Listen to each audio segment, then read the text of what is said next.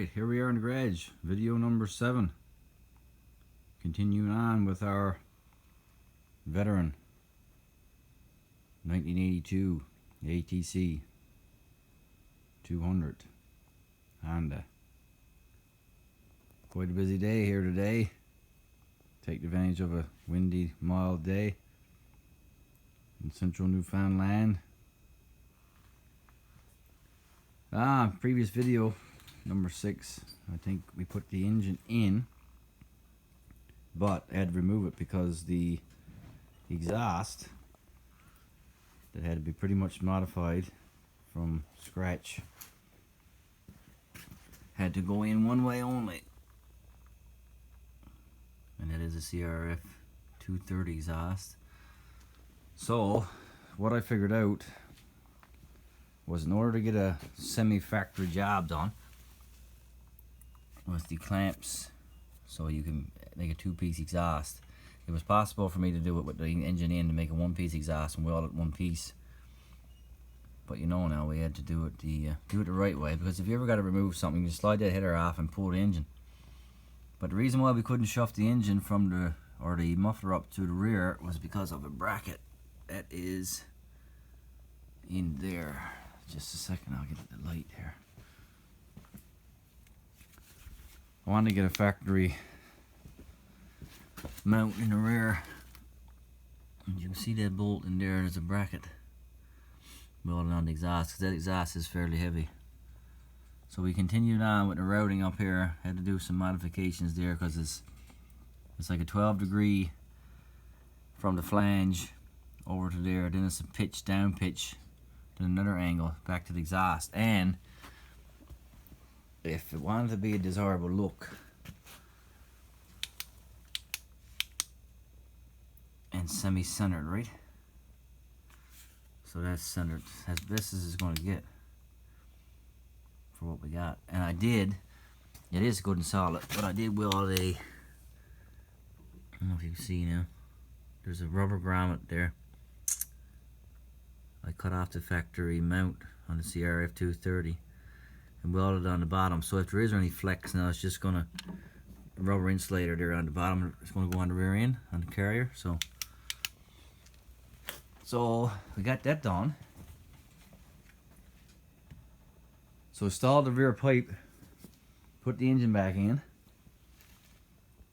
and then I was in a mad rush because we got the old oil furnace going here in the garage and take advantage of the of the heat.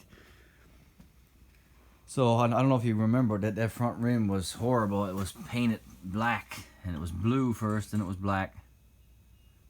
I apologize for the lighting here. So I had half a can of silver, and I figured it might be enough to stretch it to do the rims, the starting cup, and the front brake drum. So that is a lighting is horrible here. That is an 100% improvement. You want to check back in video 6 or any of the previous videos, see. So then I went ahead and found some color match, and you see on the other videos all this was chafed, right? Already got this indent, so it's not really totally dry there, but it's blends pretty good, eh? Must have totally flashes off now. So that silver seemed to dry faster than I thought, so we were out there. So it's just about installed the front rim. Then I done the locks, or the supports, the rings that goes inside. These rims on the rear were pretty good shape, close to original as we're going to get. So I just done the inner rings, install new bolts or new nuts. Got to get some caps now for the valve caps. This one over here was a bit more rusty, but still come out half decent.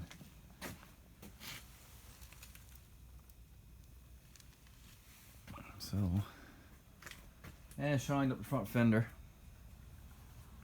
I never sanded them or anything like that. It's just a, well, I think it did come out decent. There's the rim. And there's our starting cup. Pretty much the same color. Closer you're going to get. And Santa Claus came early today. We got our front chain guard cover off of 185. Fits there perfect. Polished the gear shifter. Installed the neutral indicator. Which all works fine anyway. One thing that I need to do is fix. There's the dowel that's supposed to go inside the factory port handle is gone, so I gotta make sure that that's not going to chafe the cord. And I done a preliminary compression test. Any guesses? From 90 pound to 155. So that is a considerable improvement. And I'm certain that'll go up after it gets it running. Knock on wood. So yeah, pretty much it. Installed the wiring and had to put a new coil wire. They always break, seem, on this mount here. That is the most stress on that bin. I found another carburetor neck. All new O-rings. New gaskets. Squat gasket in the front manifold. New sleeve. Yeah, so we're pretty much ready for rear fenders. There's a new chain over here. Brand new chain. Oh, and the front sprocket came. The factory 11 tooth sprocket with the original lock retainer. Before I had a larger sprocket which was off. I think it was XL. But it was 13 tooth. So I had it on another 200M, and it makes some difference. It's like starting off in second gear. So here we are.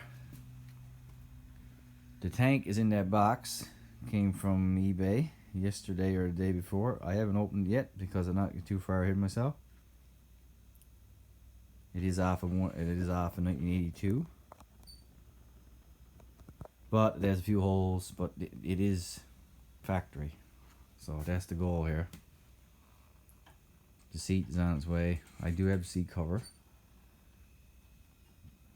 So yeah, here we are. Ever so close. But I didn't get no oil for the for the purpose of getting it running on that oil that I go over mixed 10W40 with 040. I want the original 10W30 that went in this machine when it was bought. So, and no getting ahead of ourselves. We got our rear racks painted, Honda line.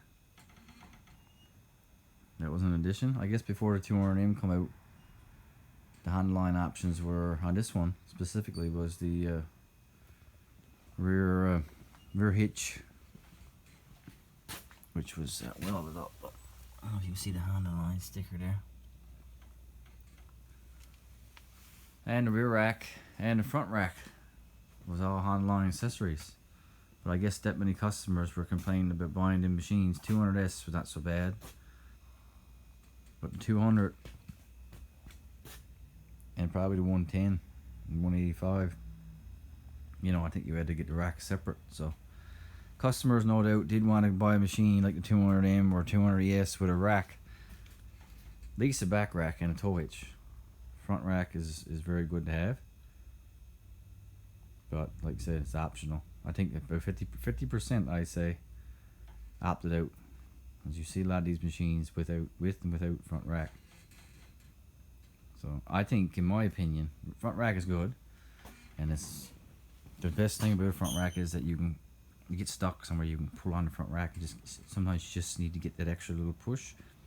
But if you put something on the front rack and it gets dark, you got your headlight blocked off. So there's pros and cons. We used to go around on these ATCs growing up, and there'd be 4 people on the back, 1 on the seat, and one on the back of you. One sat on each side of the rack, and one on the front rack. So we have 5 people on them sometimes. Pity the person on the front rack because there was no suspension at that time, 82. But anyway, so here we are, guys. We're getting all close to the big startup time. The biggest job probably about this machine now, and to me anyway, is going to be getting that seat and tank refurbished. So that it's going to be operational. No doubt that tank will seal with a little bit of JB Weld probably on the bottom. But we're going to put a tank liner in there as well. And attempt to salvage a seat. So, thanks for watching, guys. We'll get you on the next video. But here she is, the veteran. Uncle Elam's, great Uncle Elam's 1982 ATC 200. Thanks for watching. Over and out.